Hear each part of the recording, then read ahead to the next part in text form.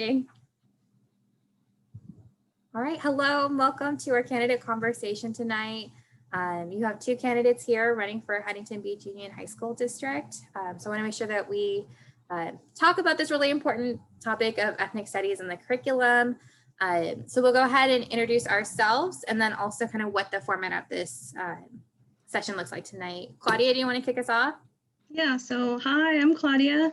I use she, her pronouns. I am a Marina High School alum from HBUHSD, and I also graduated from UC Riverside with a degree in psychology and a degree in ethnic studies. And I want to thank Christine for reaching out to me to have this conversation because ethnic studies is such an important topic, especially right now with the current climate that we have in the US, and also it's growing demand across the country as well. And it's something that I'm very passionate about. So thanks, Christine, for opening up this conversation for us to have tonight. Oh, thank you, Claudia, for being here tonight and agreeing to talk. So my name is Christine Hernandez. My pronouns are she, her, hers. I am one of the other candidates running for this position. I am the director for student engagement at Whittier College during my day job. I've been in higher ed for about 10 years between higher ed and nonprofits, working with higher ed institutions. This topic is really near and dear to my heart in terms of supporting students' identity development. We talk a lot about this at the college level, but that identity development starts in high school and even younger. Talking about how to have really good conversations about our history, about what does society look like outside of the dominant narrative. So tonight we'll just be having a conversation. Each of us is going to share a little bit about why we're passionate about this issue. It's really timely given last week's board meeting. And then what I'll do, or what we'll do is have a conversation. So at that point, if you want to unmute yourself, just kind of engage in a dialogue. We really want to encourage it. I know sometimes it's very like speak at you type of events, but in this conversation, I think it really needs to be collaborative and to engage in the dialogue.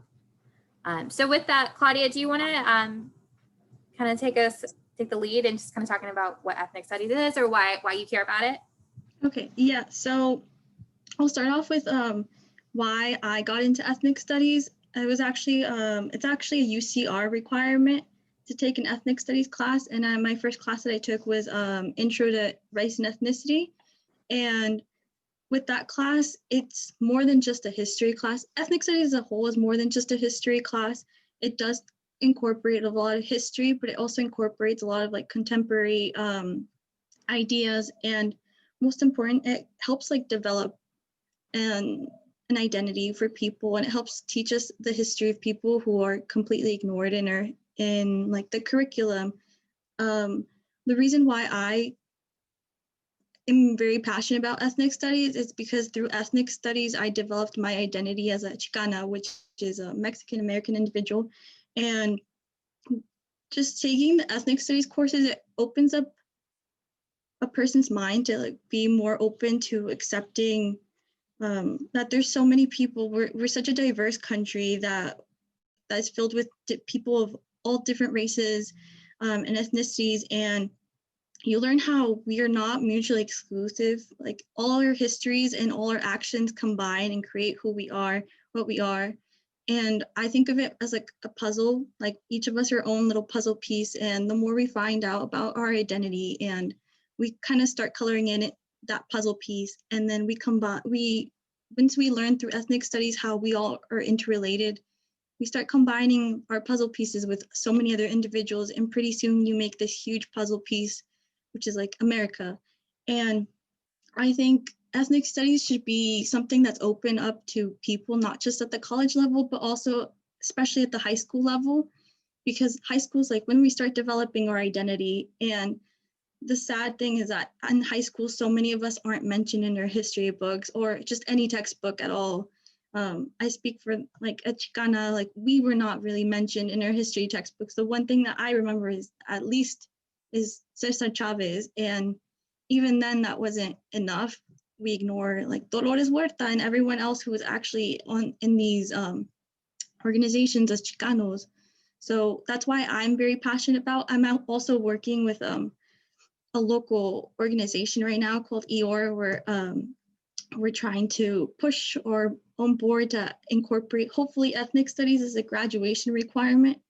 So yeah, that's why I'm very passionate about ethnic studies and why it's something that we should be open to accepting. Claudia, I think you hit a lot of the points that I was thinking as well in terms of the identity development. Before we started this conversation, when it was just Claudia and I meeting, we were talking about kind of dispelling the myths of what ethnic studies is and isn't. And that a lot of times when we talk about integrating this into the curriculum and in our policy, some of the adverse reactions to the proposals usually come out of a misunderstanding of what ethnic studies is and what it's capable of doing. So I think it's really important that we have these conversations so that we can make more people aware about what it is and what the research shows. I think Claudia gives a really good narrative of how it's been important to her. And I think it gives a really compelling case for what it could do at the high school level. I was sharing before we started, I actually didn't get to take an ethnic studies course when I was in undergrad. And I really regret that, especially because I knew a lot of the faculty members who taught it. But I kind of came around to it once I was in graduate school and was taking a critical race theory class with my professor, Sean Harper, and then was working for a women and gender studies program. And so we started having these really critical conversations. And I think that's when the myth had, or the kind of misconceptions had been dispelled for me. Coming from a college perspective, I think, you know, I see a lot of students who are coming into their identity from the time that they graduate high school and they're in orientation through their graduation.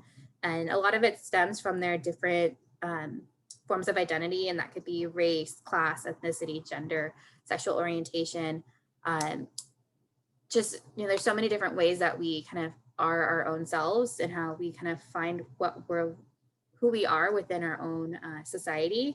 And I think giving as much exposure as we can to see ourselves in the curriculum that we have is so important.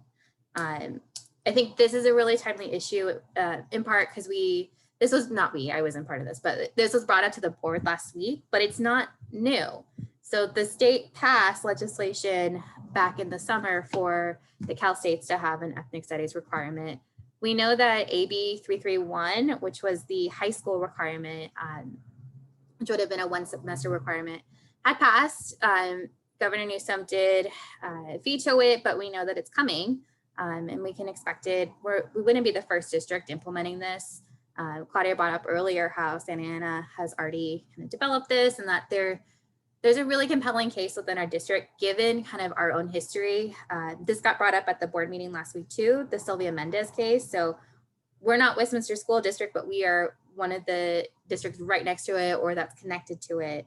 And I think for folks who are kind of unsure about what the impact could be with the high schools, I think the National Education Association put together a lot of really good resources about it. They did a research study about what it's been like for K through 12 programs. And so like there's a lot of evidence that when this is well thought out, well taught, when you have, you know, a team that's able to implement it, it can have both positive academic and social outcomes for students. And at the end of the day, if we're talking about student success, this is one of the ways that we can do it. On the flip side, when we have kind of this dominant narrative in our curriculum where it's Euro-American, which it's been for decades, just nationally, we know that the research says that it tends to lead a lot of students to disengage. And that's the exact opposite of what we want to see. So that's kind of our why. So again, I don't think we could have a candidate conversation or a dialogue, and especially a dialogue about ethnic studies, without kind of, I can't think of the term, but just to be open. So do folks, I know we had a couple people on. Joey just put in keyboard shortcut to mute or unmute. But we want to leave the floor open. I know we've got some people here who have spoken in the past. Lorena, I know you're driving, so be safe. But if you'd like to add in why it's important to you or questions that you have, I'm going to stop talking.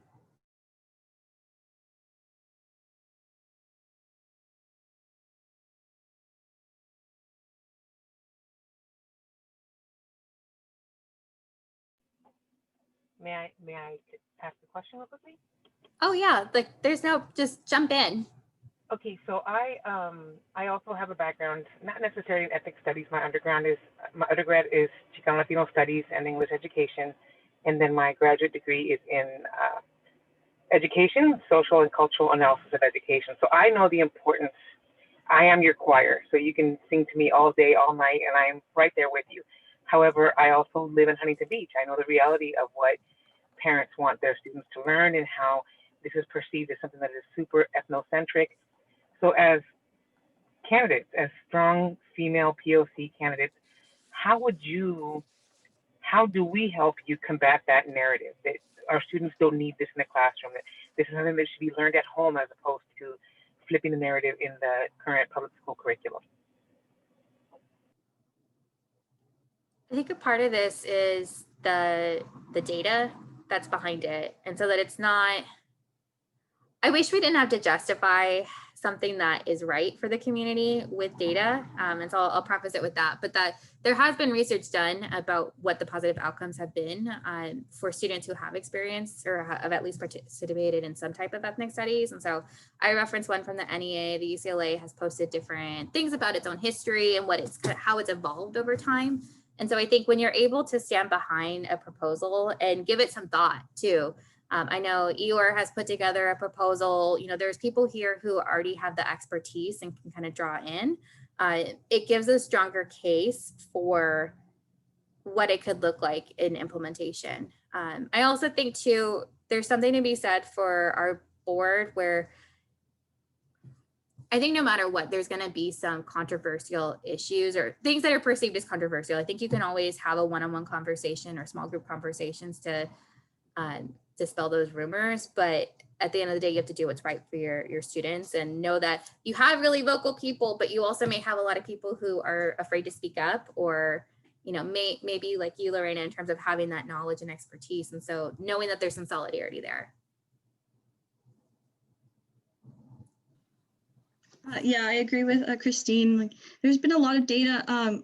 Stanford released a lot of data on how ethnic studies helps also like different groups of students. So one of the studies that I found was how it helps Latino males. Specifically, I think there were Mexican American teenage boys, how through them taking these ethnic studies courses, they not only improved their overall GPA, they also improved in their attendance to school and their participation in the classroom. So like Christine said, a lot of it comes from having a lot of supporting data, but it's also community members who also want to speak up and are willing to. And like she said, Eeyore, I've had the privilege to be working with them, and with this board policy that we're writing, we're trying to get it passed through the board because there's a lot of us who want to see ourselves represented in the school system and in our academia, because for so long, especially like here in Huntington Beach, we've been shunned a lot. And I think it's important to see us being represented in all aspects of the school, because it, like we were saying, it does help develop our identity. And it just helps us be more aware of others within our community as well, and how we all are interrelated and how our society can't function mutually exclusive and how we have to support one another. I think as a board member too, we have a responsibility to explain the policies in a way that can be received by the community. And especially something like this, walking alongside people so that they can understand what it actually looks like in reality, understanding that, you know, things are not a silver bullet in terms of the end all be all of how it could be. I mentioned earlier AB 331, for example, the state policy that had actually evolved over time. And the first time it was proposed was really controversial in the state. And so over time, you know, they found some compromises with that, and it was still vetoed by the governor. And so you can make those changes within kind of within the policy that you're creating, but I think you really have to explain it to the community so that you don't have these adverse reactions. And so being open to meeting with people, asking your district staff who are kind of implementing this policy, and your teachers to kind of come alongside you and explain, like, this is what it means when we say this versus kind of putting it behind some jargon and then not quite understanding it. And I'm not saying Eeyore is doing that, but just more like, how do you, look forward to the implementation of policy?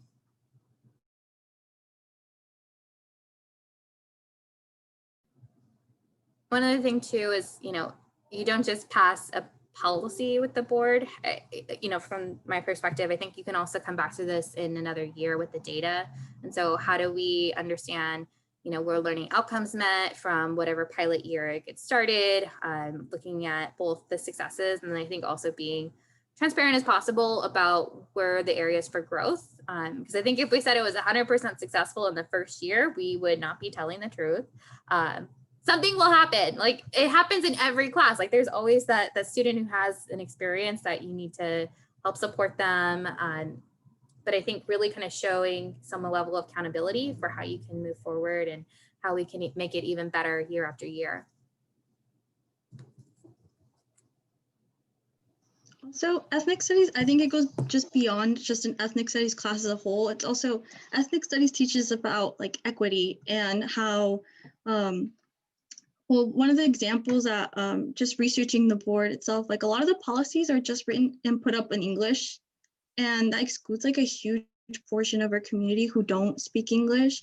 And I think it's also important that, if we want our community to be involved, we should also have it to an extent that they understand and comprehend what's being passed and what's going on. Like Christine said, like the policy should be worded in a way that more people could understand it and also translated. And because we can't have equity and have like a huge portion of our own community not understand what's going on or just not knowing what's going on as a whole.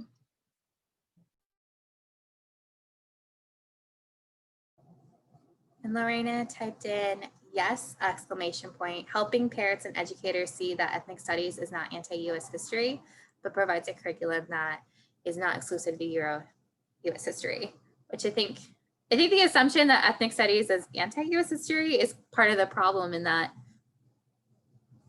people of color were here too throughout this time. And in fact, we're here before, the country was settled. There's a lot, if you just looked at California's own history, there's a lot that you could say about the history that hasn't been documented. And I think what Claudia was saying too, that ethnic studies is not, sorry, there's a dog outside, that it's not just history, it's looking at, the sociology, our communities, our societies, understanding that. And I think one of the greatest reasons for implementing is that this provides an opportunity for critical thinking. And I think really diving deep into situations or to topics that we don't normally get to discuss. Yeah, I agree. I mean, ethnic studies as a whole is not, there's not just one ethnic studies class. Like an ethnic studies class doesn't really exist. It's more of like ethnicity within a class. Like you can have, for example, some of the classes I had were like Chicano sociology or like the Black experience in psychology. Like those are all ethnic studies classes. And I think one of the reasons why ethnic studies, there's a huge drawback on wanting it to be implemented is that people do think it's anti-US history or just anti-white in general. And it's not, it's the incorporation of like everyone's history and how we all interrelate and how you can't just ignore one history without, you can't ignore either history of anyone because they all go together. It's like, you can't ignore the fact that slavery happened to know how certain people have rights right now. That's like the foundation of what ethnic studies is, and how it's not erasing anyone's history. In fact, it's doing the complete opposite. It's incorporating how everyone's history relates to the current events now, and how sadly some parts of our system are not helping certain communities of color because it was made to be that way, and why it's still like that, and what we can do to change it. Claudia, you reminded me of a point when you brought up slavery and thinking about kind of the narrative that we talk about when we talk about diversity. So like in February, we talk about Black History Month, and we always have the same exact narratives year after year. And it's typically when you talk Black history, you're talking slavery, and like that completely erases so much of the history of an entire group of people, and doesn't account for our, everybody's intersectionality. And so what does that look like if you're Afro-Cuban, and what does it mean if you're both Black, but you also identify as, part of the LGBTQ community? What are the differences between social classes? And like, even just talking about Black history from like different decades, like it is very different. It's not the same story. And I think we often do an injustice for our students when we, first of all, put them in just a month, because it does send a message. When you were talking about it, it reminded me of a research study I did back in 2011 with college students, and they were talking about their experiences at the college and Heritage and History Months, and doing this kind of qualitative analysis with them about what their experience was like, what did it mean for their perception of their institution. And a lot of them said they really liked the support and the programming, but that it sent a message that this was their dedicated month. And that it kind of had an adverse effect with them in terms of understanding that, oh, well, I matter this month, but then next month we're going to talk about something else. And so like, I'm getting put in a box versus really, this is just kind of wholeheartedly part of our own ecosystem. And I know Joey just wrote wholeheartedly agree. I think when Claudia, you were talking as a college student who studies American history, I believe understanding the experiences of underrepresented groups is critical to getting a fuller picture of history. Yeah, I agree that, okay, sorry. I lost my train of thought, but I also did research. I wrote a research paper on ethnic studies, but in psychology using both degrees. And like we were saying, like ethnic studies, there's not one ethnic studies class, you can interrelate into many, many, many topics. And I chose how mental health is perceived within the Latinx community, and how, well, the gist of the paper was seeing how like one's like culture and ethnicity plays a role into how we think about mental health. And that's what ethnic studies is, basically what I would consider ethnic studies to be, in that it's opening up to like different branches within different topics and different topics and subjects as a whole. And it's not just, you can't not discuss race in each topic, even in something like computer science or science as a whole, race still plays a part of it. In psychology, for example, like race and ethnicity are ignored in a lot of the research that was done. And we lump together that, oh, well, this treatment has a positive correlation, so it must work for all people. And in reality, it doesn't work for all people because each group is different. Family therapy doesn't work for every ethnic group because some groups don't function like that. They don't function with the family therapy, or we're not very individualistic people in certain groups. So like, that's why ethnic studies is important, to understand and comprehend how, yeah, we're all human beings, but we have a couple differences between us that we need to take into account when creating, like for treatments, or how we're writing the curriculum, or how we're discussing certain topics within our community as well. You reminded me of a conversation we've had. So I'm part of, it's a knowledge community within my national association, and we've been talking about leadership education. And as a result of kind of this summer, our leadership team decided to have an anti-racism action plan. And so part of that has been, I've been co-leading this book club, and we've been talking a lot about, shoot, I lost my train of thought. Like, you had this really good point that reminded me, and it's, oh yeah, that's it. Okay.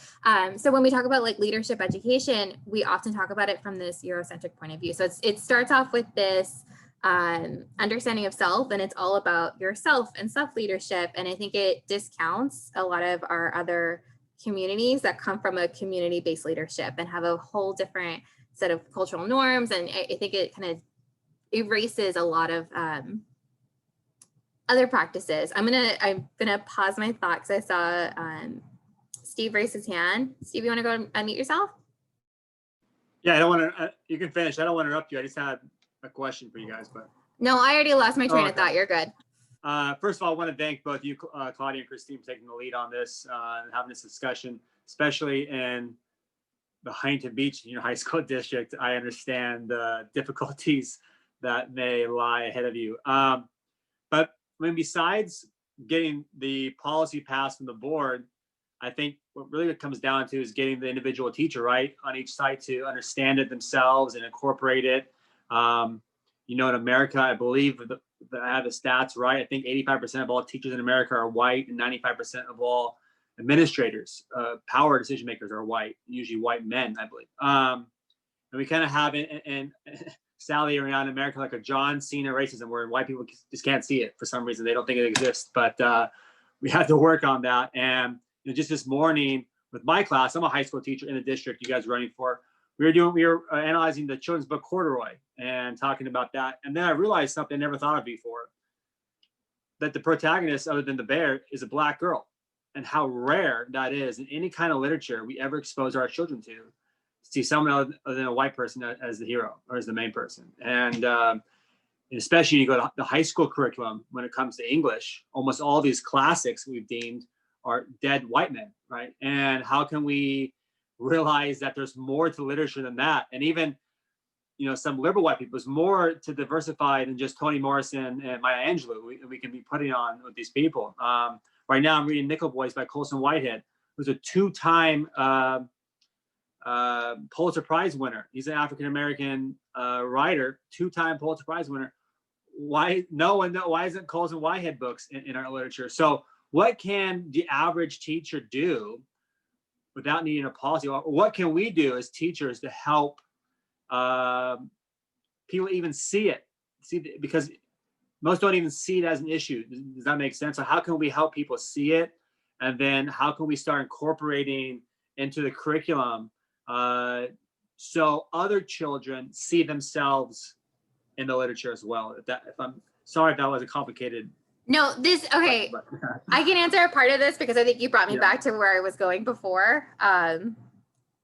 So my assumption with kind of our communities and with not just Huntington Beach, but I think when we look nationally, is that there's a good chunk of people who are really uncomfortable talking about race. It is hard. It is one of the hardest topics to have a conversation about. And I think part of that is a lack of wanting, there's no desire to want to be vulnerable. Like, you have to be vulnerable and have to be okay with getting it wrong, and to not know all the answers. And like that is hard for some people. Part of it is, there's a lot of things that have been kind of embedded in our experiences, things that are hard to break out. But I think we have to be vulnerable enough to say, I don't know, and I need help. And I think that's a really good first step. And so I'll say, from kind of a practitioner point of view, some of it is consciousness raising.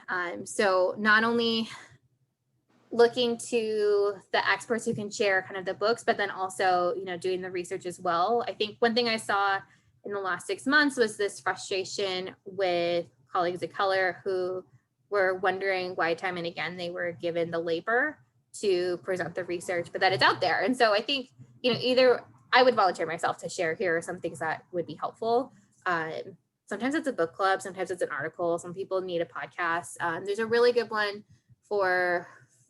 I can kind of send in the chat after, from NPR, that talks about kind of race and society.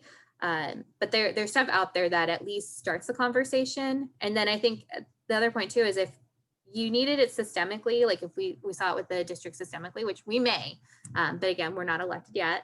So there's only so much power that we have.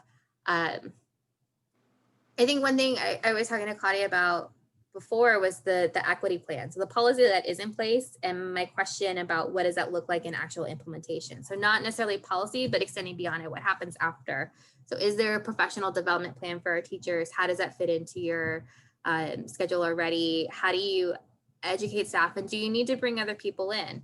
Which I know is not a really fun thing to say when we're talking about budget cuts, but at the same time, I think there's an understanding that folks who are there now may not know everything. It doesn't mean get rid of them. It doesn't mean, shoot them out. But I think also finding some others who can speak and can teach to our kids. Claudia, I talked a lot. Your turn.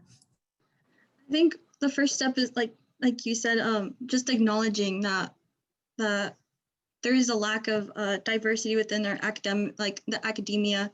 And well, speaking from personal experience, one of the things I think there's certain individuals who, when trying to talk about race, they kind of tokenize a person.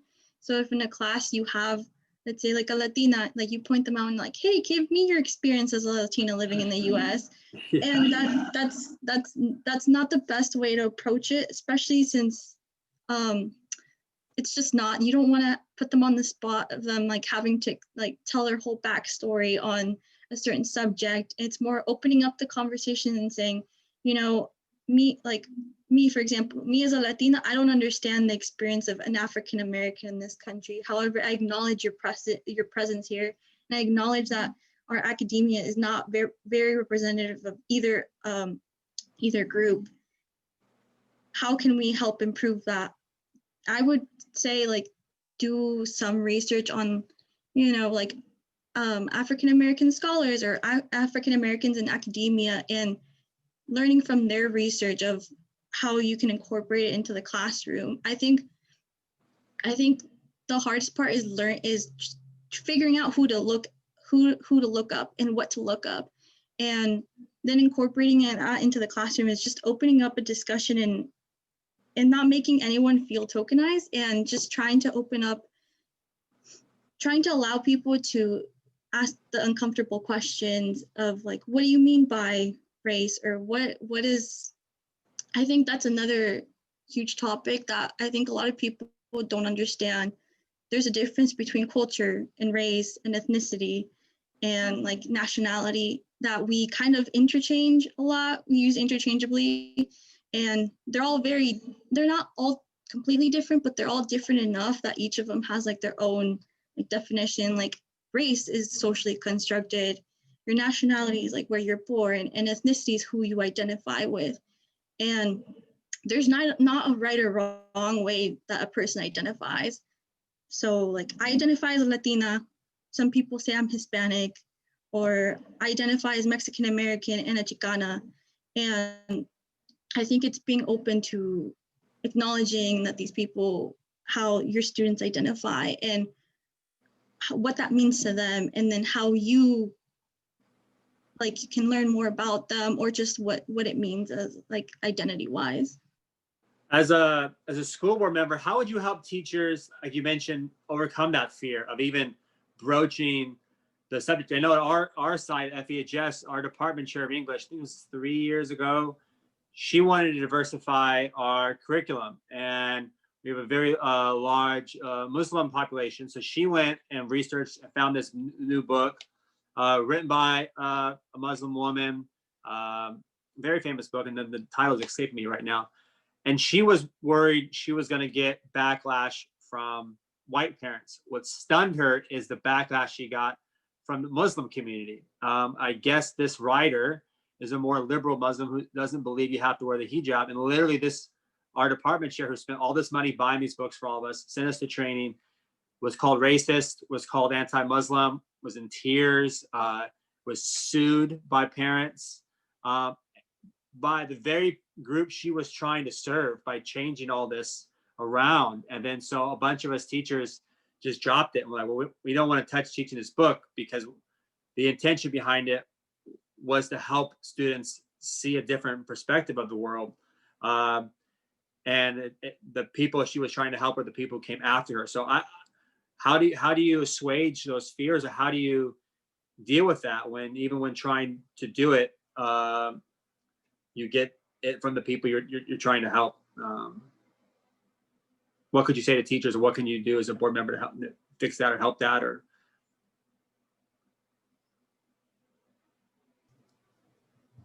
Claudia, I just wanted to make sure if you wanted to answer first. I can't, but I know I keep jumping in. So you can go. So I think to the initial point, going back to it, part of it is just having that baseline education from every year, and so not making the assumptions about what we all know.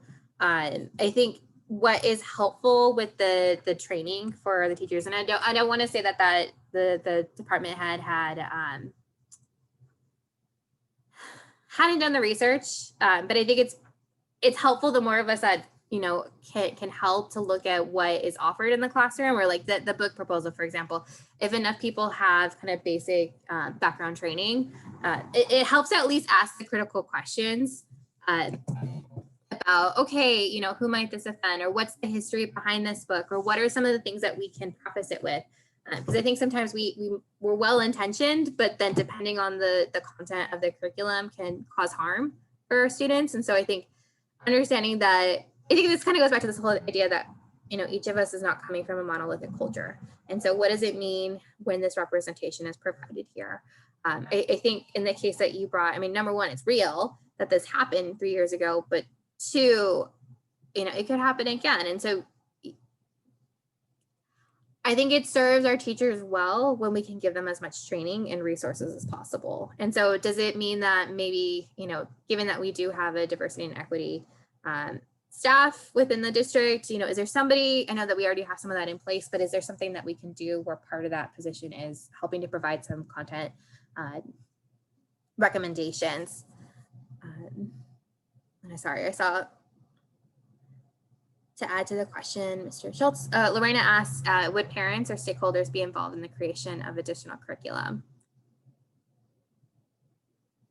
Claudia, I don't know if you want to answer the first part of Steve's question, or. Yeah, so I think, well, I've been really open about my ethnicity and race. And I think as a board member, I think as the board, we also should be, we are models and we are leaders to our community. And I think, speaking for me, that I wouldn't be a person who'd be quiet about the importance of race, ethnicity kind of teachings and training. And because it is a discussion of importance. And I think, like Christine mentioned, I think a lot of people don't, especially right now with like the budget cuts and everything, it's kind of hard to try to get people who are like professionals or consultants with like ethnic studies curriculum, but it's also important because there are many teachers who don't have a background in ethnic studies or don't really understand what an ethnic studies course means. And bringing in people, professionals who understand what the curriculum is and training teachers is important, because ethnic studies is one of those, I think, a really delicate subject that it could change how people think very easily depending on how well it's taught. And if you have an individual who doesn't have the right training, or at least isn't trying to teach it the certain way that allows like a good conversation to occur in the classroom, it could be very detrimental. And like we were saying about implementing an ethnic studies class, that's one of the things that I really worry about who's teaching the class, because like some teachers don't have the background, like we were saying, but also the material that's being taught. Like the example that you gave about the teacher wanting to change the curriculum, I think a lot of it also pertains back to Lorena's question about parent involvement. I think when you're trying to change or incorporate like a specific community's like literature into the curriculum, it's also important to do not just more research, but also have that community involved in the addition of like papers or research or books that are being taught, to better grasp and understand if what you're trying to incorporate into the classroom is actually going to be effective, and if it's actually something that's appropriate to be teaching to students. I think there's a lot of individuals who want to bring in literature into the classrooms, but we also run the risk of it being like a what's it called? A multicultural studies class, which is a completely different realm than ethnic studies. Multicultural class is just incorporating people's like different ethnic writers' readings, research into classrooms and teaching students about that. While ethnic studies is not just the incorporation of those readings, but it's also how to analyze that with contemporary events and how it interrelates with other events that are occurring within our community. I think building off of that and to what Lorena is asking, I think it's okay to ask other people like, hey, is this okay? Like ask students, you know, I'm considering this. Can you take a look at it? I know with students, that's a little bit harder, but even if you have parents that you can talk to, and I think this is where coming from both of our platforms of community engagement, there's a level of relationship building that is there. And so that you kind of build your community that you can kind of come to and ask for support or ask questions. And I think it's part of that is building a safety, not quite a safety net, but like building safety within the group of people that you're meeting with so that you can reach out to parents. And so Lorena, not to put you on the spot, but like if you can email us, so then we know that, you know, if we're elected, we can reach out to you. I think it's starting to build those relationships and you go, hey, Lorena, I heard you this is part of your expertise. Please talk to me about this afterwards. Claudia, I want to put you on the spot too, but like, hey, you know what? It shows that you're engaged because you were here. Like you were a parent in a car and you're here and you've got this expertise. And I appreciate that because I think when we share our knowledge, and I think this goes kind of into the part of the culture of like ethnic studies and talking about these conversations, you're sharing the knowledge. You're not doing it in a silo. You're building on what others have done and doing it in a collaborative way. And so all of that kind of comes naturally. And I think, Steve, kind of thinking about what it could be for your department, part of it is having skilled facilitation for professional development so that it's not just checking off a box, but you really have to have somebody who can facilitate in a way that is going to be productive.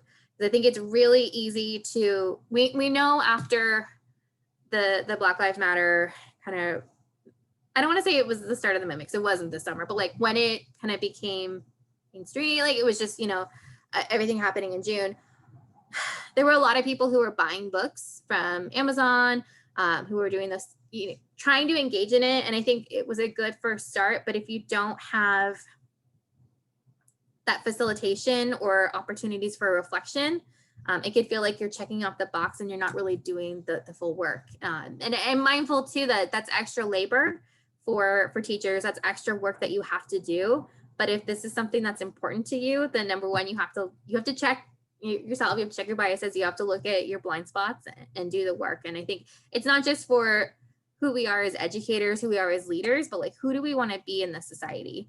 And then it does take work, but at the end of the day, if we believe that that's right, then we need to do that. I think a lot of people also forget how engaged students are, especially now with the access to so much technology, and they're able to see the news as instantly as possible on Twitter, on Facebook, or whatever platforms they go to. And like Christine was saying, like I noticed like a lot of younger people were buying like books written by Black scholars, African-American scholars, and trying to learn more about it. And I think from working with like the current high school students, I think a lot of the time, the higher up administrators and board, we forget that students also play a huge role into it and asking them about what ethnic studies is, because I feel like a lot of more students are actually becoming aware of what ethnic studies is through these movements and through seeing like how the Cal States are passing this requirement. They're asking, what is ethnic studies? Why aren't we incorporating it into our classrooms? At least here in HBUHSD, like I've spoken to some from Santa Ana Unified, and them going on to college, it doesn't seem like much of a culture shock when taking an ethnic studies class. And someone like me, it's a whole different ballgame with ethnic studies class. And I think a lot of the students wish they had taken these classes, or at least being able to have the conversation of race and ethnicity and identity at the high school level, because it's such an odd time in high school where you're developing your own identity, yet you can't fully develop because you're not being presented any information about like your people, your culture, and your identity in academia. But I love this like bouncing off of ideas. I know everybody else is kind of watching us go back and forth. Because Claudia, you made me think about this too. Like if you implement a policy on ethnic studies, it doesn't happen overnight. Like you have to, I do assessment at the college levels, like divisional assessment, department assessment. Well, listen, a lot of it is building capacity. So like you have to build the bench, you have to prepare people to be able to have those conversations. And so maybe this year it's the commitment of being able to facilitate dialogues and just to get into that practice, or being able to build a sense of comfort and not being in a comfort zone, but being comfortable enough to be vulnerable with each other. And again, that's really hard at a place you work. Like I recognize that, like nobody wants to have those uncomfortable conversations or be wrong. But I think building capacity with our teachers and our staff that we're okay to have those conversations, I think kind of sets the stage for the next kind of phase of having ethnic studies in the classroom. So I think the more of us that can be comfortable having it, and it doesn't have to be strictly, English or history. I think there's a lot of other subjects where you may not teach ethnic studies, but I think being culturally competent can play a really important role in the experience of our students. And so I think, yeah, you're looking long-term, like how can we set the stage so that eventually if California does pass it and we do have to implement this, we're already ready. We're at a place where, we feel prepared, but that we didn't do it overnight so that we can bring other people to the table and have kind of this community perspective.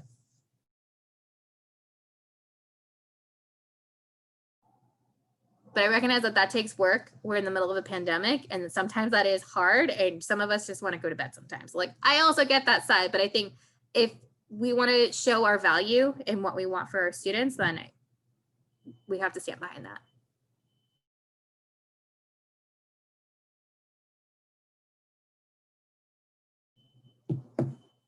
So I know we're coming up on time. Any other questions? Comments, concerns? I'll go again. No one else wants to go. If someone would approach me or approach any of us and say, well, why would we need ethnic studies? What's the point? What's the end goal? What's the gain? What would you recommend I or anyone say to someone who doesn't get it yet, who's not there yet, to help them understand the overall importance and goal of it?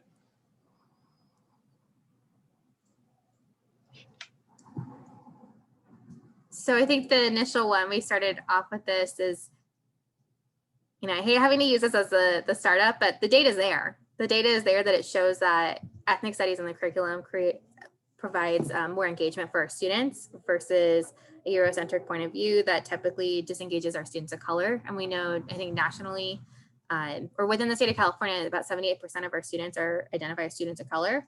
And so that disproportionately disengages our students. I think from an identity development point of view, it helps prepare our students to better understand themselves and see themselves in the curriculum in which they typically don't. And again, this goes back to engagement then, because then they can engage more in the community. Depending on kind of who you're talking to, if their whole focus is, well, they've got to take their AP classes, they need to graduate, they need to get the SATs done, which by the time we have this conversation, the SATs aren't even going to be necessary in high school. But the point is that this prepares them for college. If you really had to sell it, it's going to be a Cal State requirement really soon. And I'm sure UCI is going to be right after. And I'm sure we're going to see it at some of those private schools as well. And so if it really came down to it, you can say that this is also preparing your students to be academically successful at the college level. So there's a number of different ways that you could persuade people to get on board. I think it's giving a well-rounded educational experience, which is what our students need to, have at the high school level.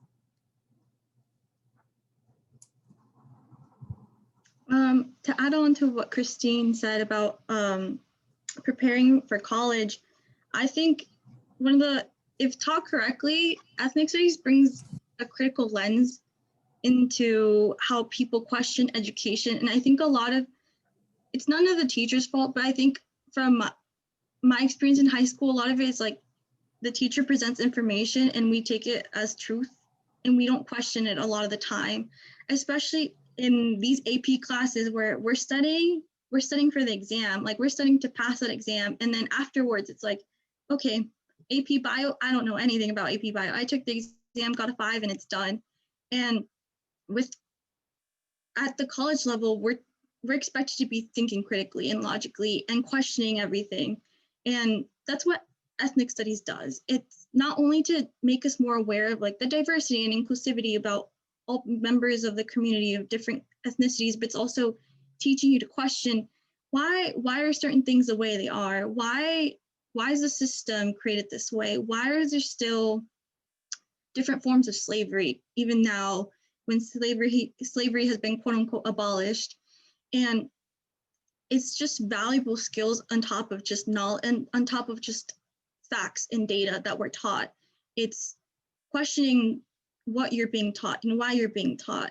And from just speaking to different professors, I think that's something that they wish incoming college students would be more willing to question things.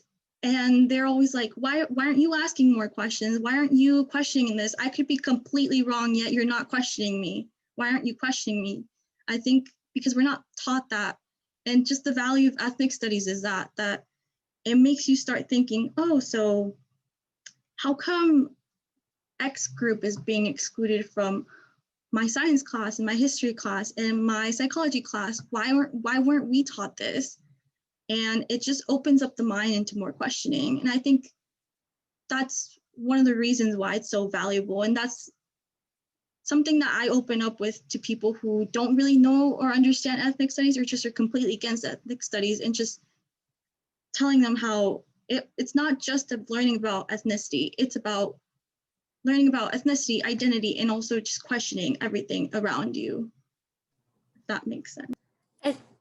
Claudia, to add to your point, because I think we were I can't remember if we were talking about this before we started or after, but the critical thinking part is so clear. And as somebody who's been working in higher ed for a while, students, if they choose to go into either a college or university, almost, I'd say about 50% of them, their mission statement at that college is going to say critical thinking. It's going to be a really big part of their academic experience. And the sooner we can prepare them to be those critical thinkers, the better. Working with college students now, like that makes such a big difference. You can kind of tell who can transition a lot easier than others when they're able to stop and critically think, when they can analyze their text, when they're not just studying for a test, but are actually able to kind of dive deeper into those papers that they're writing. And so the more that we can prepare our students for that versus preparing them for an AP test, they both have a place in schools, but that critical thinking, like I can affirm, like that is definitely, what they can experience, if they choose to go into a college or university, or if they decide to go into a career, they're still going to need to be critical thinkers. I think we all can agree that we need more critical thinking in the world to really examine what's out there. Okay, so I do want to be respectful of time. And before I close out the recording, I just want to thank, the folks who were able to join in or who might be watching the recording. So really good discussion. And Claudia, just thank you for being here and sharing your knowledge and your expertise and engaging in that dialogue. I don't know if you want to say anything in closing. Well, no, thank you. Well, thank you, Christine, also for opening this up. It is an important subject, and as someone who I'm very passionate about it, I think it's something that we should all be more aware of and be open to discuss, especially like discussing race and ethnicity. Those are tough subjects to discuss with people, and just opening up the dialogue is important just for us to be more aware of, and also future generations to not be as worried. And not to plug anything, but with EOR, hopefully soon we're going to be starting like different, like mini seminars on different ethnic groups.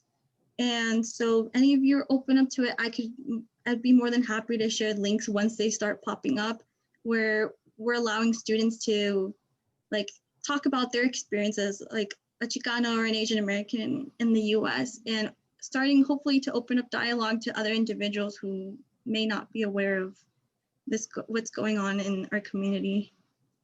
So yeah. Would you mind spelling out what EOR means? Yeah. Just for anybody watching. So EOR is educational organizers for racial equity. Thank you. Yeah, I want to make sure if anybody didn't know, if they're watching the recording, that they would know. Yeah. Well, thank you all so much. I'm going to go ahead and hit stop on the recording.